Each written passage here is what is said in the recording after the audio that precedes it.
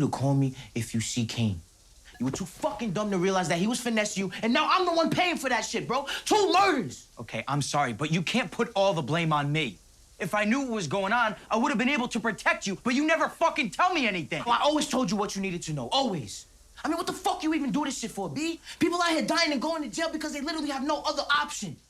I mean, I say this all the time. Like, I look like I should be on some teen show where I have my backpack. I'm like, hey, like, I feel that's what I look like, but I'm on Power. So it's so cool that I get to be in this universe. And I don't know, the way I look, like, I would never be cast as like a violent drug dealer. And so it's super cool. I love how Mike's still laughing at that joke.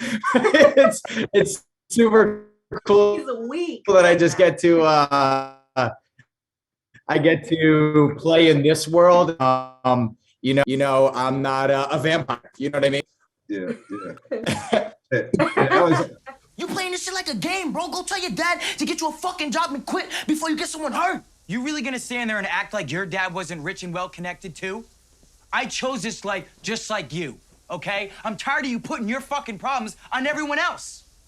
I admitted that I fucked up, okay? My bad. But you said Kane did some foul shit. What the fuck did you do? Got to get into all of those modes. So, you know, I'm a big Marvel fan and DC Comics fan, but like this is like a multiverse, a power universe. Michael, to be here from the beginning and see like how we have these Raise the Kane, all these spinoffs that's coming out of this. Like you couldn't have imagined this when you first took the gig to begin with as Tariq for the first show. Like, how does it feel to see how much Courtney and 50 have expanded this universe? Man, when I first got the news, like, you know, that they wanted me to be a part of the show and all of that, I was excited, obviously, because I heard my idol's name. He was a part of it, 50 Cent. But then, like, I just wasn't I was young, so I wasn't really looking like so far ahead. You know what I'm saying? I didn't expect any of this, especially like back then when they first casted me and everything. But once my workload started getting bigger, you know, season 3, 4, and 5, and 6.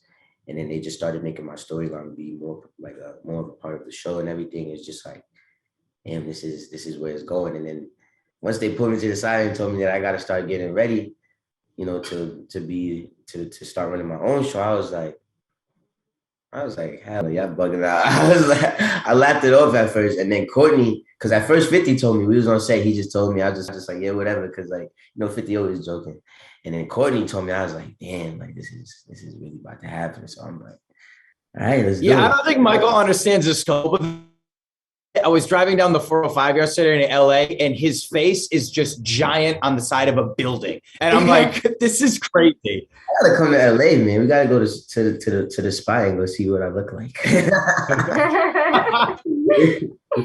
I bring some girls there sometime at Saddle Ranch, and I'm like, yeah, that's my friend right there. Well, I love the show. Love what I got to see from season 2 so far. I can't wait till everybody else gets to see it and all the chatter goes online, because you know that's what it's gonna be. But thank you guys for the time, and can't wait to see you do whatever you guys got coming up next. Yes, sir. Thank you.